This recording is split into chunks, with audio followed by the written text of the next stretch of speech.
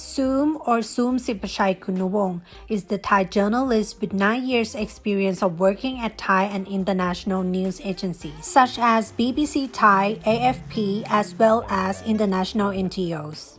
Zoom has covered breaking news, politics, human rights, and development issues in Southeast Asia.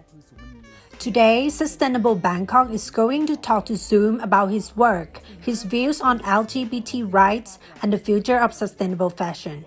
Hello, Zoom. Can you introduce yourself? Hi, my name is Sippachai Kulnuwong or Zoom.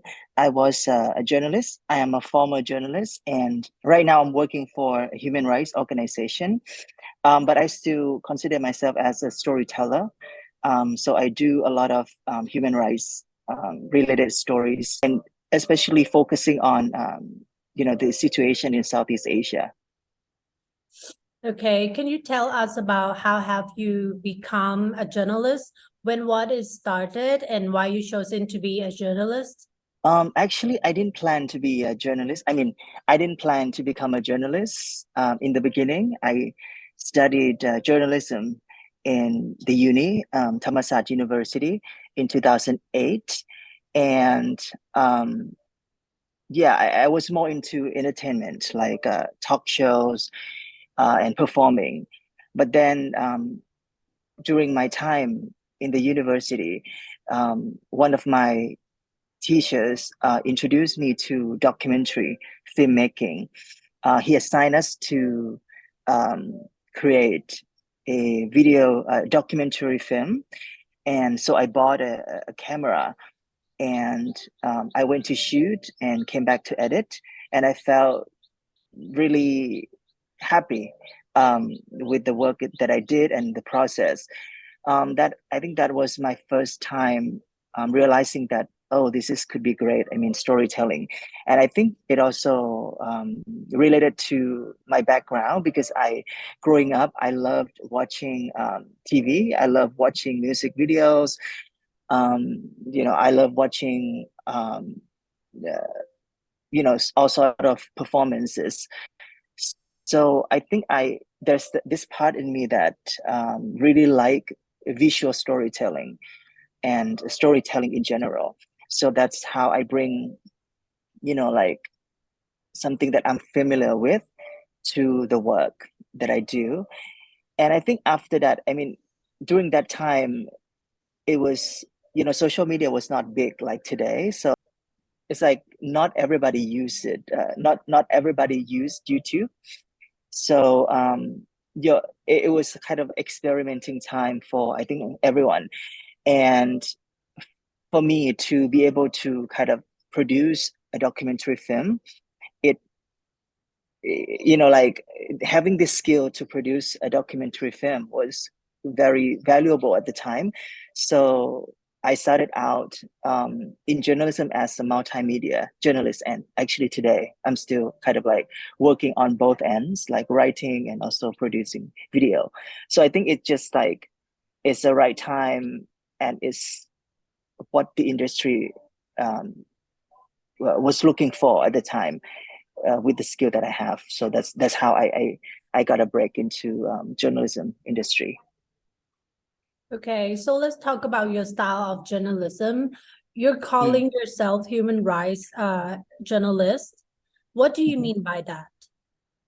Actually, journalism is like a storyteller, right? I mean, he or she, they can tell the story about anything, particular of public interest. And for human rights journalism is more focusing on the violations, human rights violations against the people. So basically, what I'm focusing is any instances of human rights violations committed either by the state, businesses, or anyone at all, like people with power generally, against people like us, ordinary people.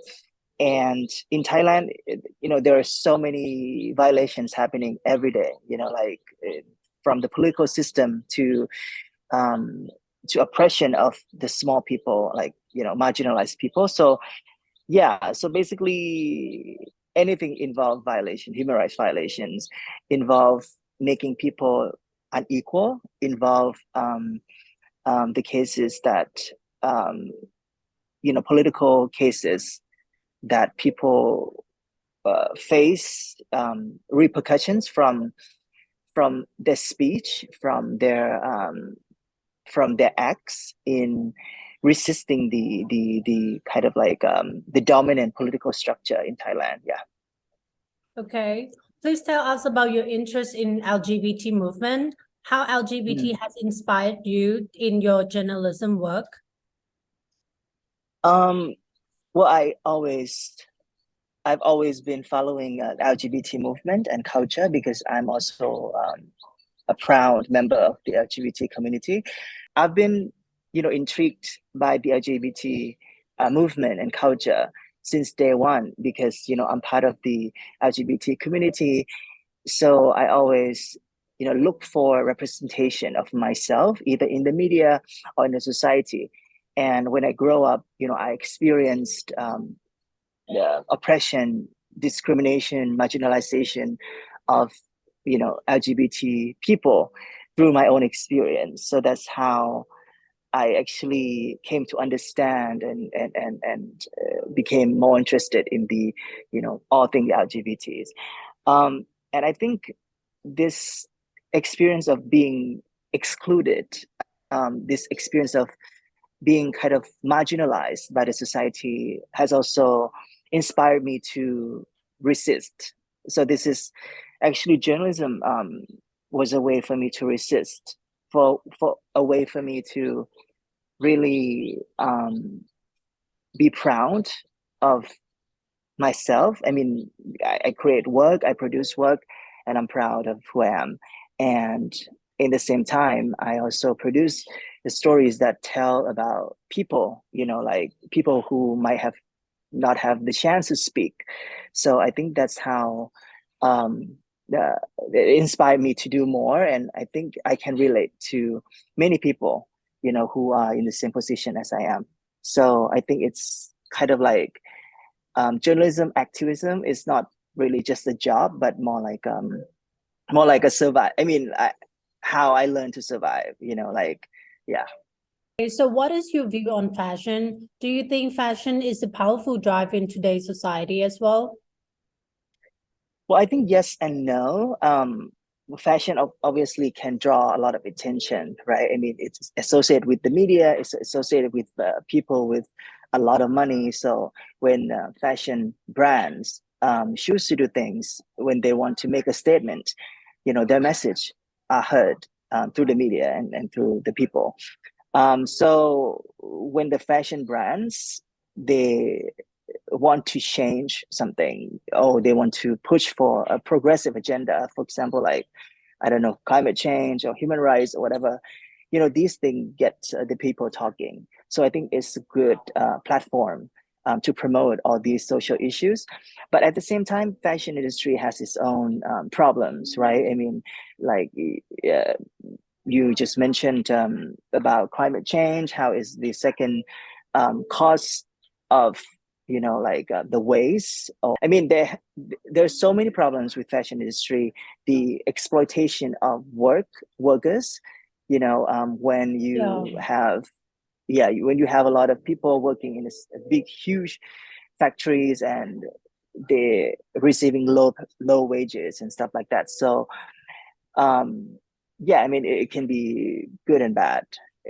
Yeah. And what is your view on LGBT and fashion? Can fashion Mm. promote gender equality?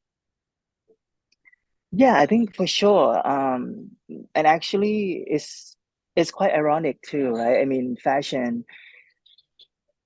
What when I think of these things, it's not just fashion. Is not like a static thing. It's like is moving, right? I mean, people throughout this history, people with power, they use any means. They use fashion, media, to kind of like dominate the world, right? I mean, like, for example, the the men with power, they use fashion to draw the gender roles, right? You have to dress like this, you have to dress like this.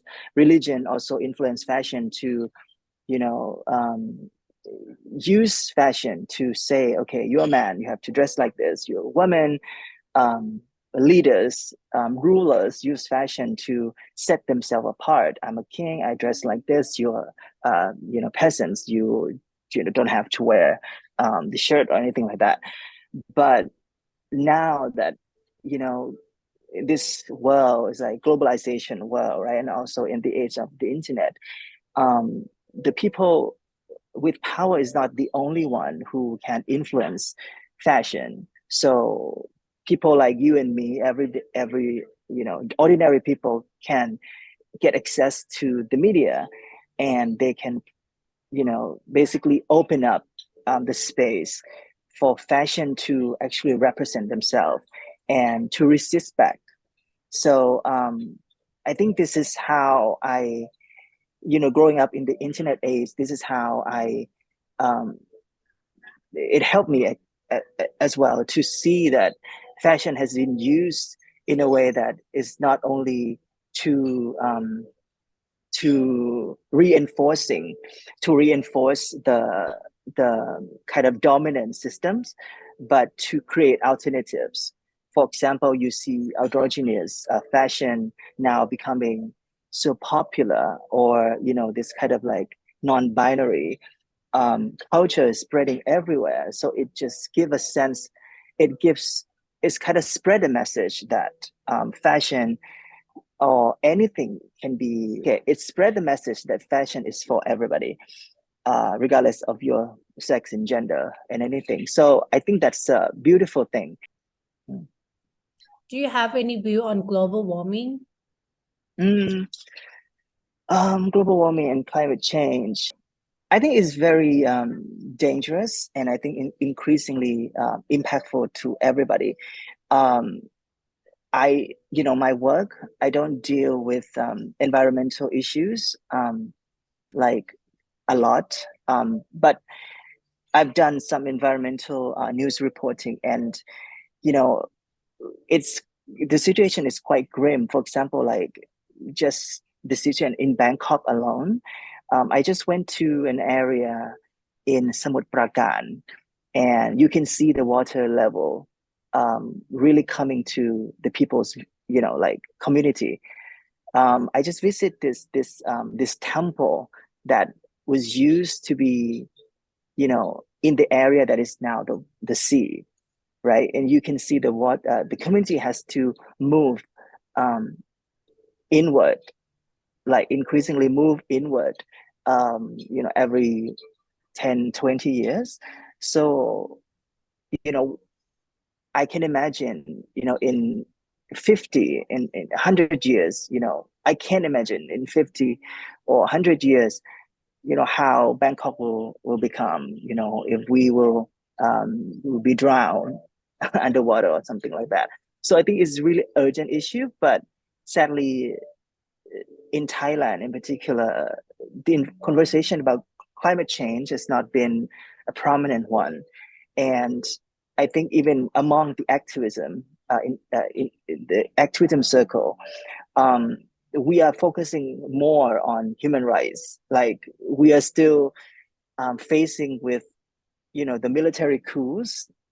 We still don't have democratic governments. So I think a lot of activists, they're not really focusing on the environment, but more like, okay, let's get this dictator out of the scene first, and then we build a democratic country. But I think a lot more attention should be placed onto the environment, and I think we can fight these two fight together, so that even when we have democracy, then we don't have the place to live. We don't have the environment anymore, so it's kind of useless. So yeah. Okay. And since fashion industry is the second most polluted industry in the world, do you think there Mhm. is a problem about consumerism trend and how people consume fashion nowadays? Yeah, for sure. I think it's not just the fashion, but I think the kind of like this capitalistic capitalistic society is we want more and more of everything. We not just fashion, but like gadgets, food, um, agriculture or anything. We want um, we want excessive stuff, like, and we don't go back to really deep down, look at deep down, what do we need to be happy, right? I mean, I'm not saying like I'm not saying like I'm a hermit or anything, like I don't consume things. I'm also a consumer. Yeah, I also buy things, but I think if people really start to look inside themselves and really understand what makes them happy, and I don't think that's the material issues are the answers, right? If you're happy with yourself, maybe sometimes you don't need all that to be happy. um yeah, but if you're but I mean, I don't mind. I mean, if people happy buying stuff, I mean, it's their rights. It's yeah, but we all need to face consequences. Honestly, just talking as a human being, I don't have an answer, and I don't see a future that is bright for for us. So I'm just like, okay, whatever happens happens. And yeah.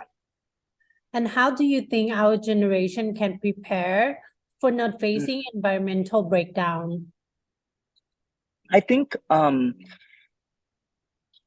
we have a lot of stuff, like being produced these days, right? But I think for me personally, I I like to try to reuse more. Um, like, I think right now, like, I don't need, okay, there was a time when fashion was kind of like a way for me to explore myself, for me to really, express myself, tell the world, okay, this is me, this is who I am, blah, blah, blah, blah. And I think that's great. It's a journey of life. So, but I think I'm in a point where I'm like, okay, fashion is fashion. I'm wearing this. I mean, it doesn't mean like I'm a different person or anything. It's like I'm me in every fashion, in every clothes, in every clothing. So I just feel like, when you're kind of like happy in your own skin, you're happy no matter what. So basically, right now I'm trying to kind of like go back to like the stuff that I have, like the fashion the clothes that I own, like 5 years ago or something, and try to reuse it instead of buying. So I think for me, if people can reduce the buying more, I think it could save, and I think it's the most easiest thing a person can do, right? Like you consume less, yeah, and also you save money. Yeah. Okay. And how about your personal style? Do you enjoy fashion Mm. as well? Right now, I'm not really following fashion trends or what's going on in the fashion industry, but I think I'll try to be more bold with fashion choices next year because in the past 2 years, I've been so busy. So I didn't really care much about how I dress or anything. I just put on whatever. And I stay home most of the time in the past 2 years working at home. So I think next year I'll try to be more creative with how I present myself. And this is more like it's more kind of like not just to impress anybody, just for me personally. But I know it's quite ironic. I just said like consume less, right? So I think I will have to find a way to kind of balance this this urge to be creative, and also less consumption. I don't know how it goes, but I think if you can find balance, it's good. Also, I'll try it. Okay. And how can we follow your latest work, like your articles? Mm. So basically, right now, even though I'm working for a human rights organization, my work still involves producing stories, profile stories of human rights defenders, activists, and also opinion pieces. But you can, go to my organization. It's called 45 Rights, and you can just search my name, Sippachai Kulnuwong, and you can see the articles that written by me. Or, like also sometimes I write stories. Like I work as a freelancer, so I write stories as well. So I think the best way is just to Google my name, Sippachai Kulnuwong, and then maybe you kind of like choose the function that shows the latest work or something. So yeah. Okay, so that's it for us today, Zoom. Thank you so much for joining me today. Thank you. Thank you so much. It's a pleasure.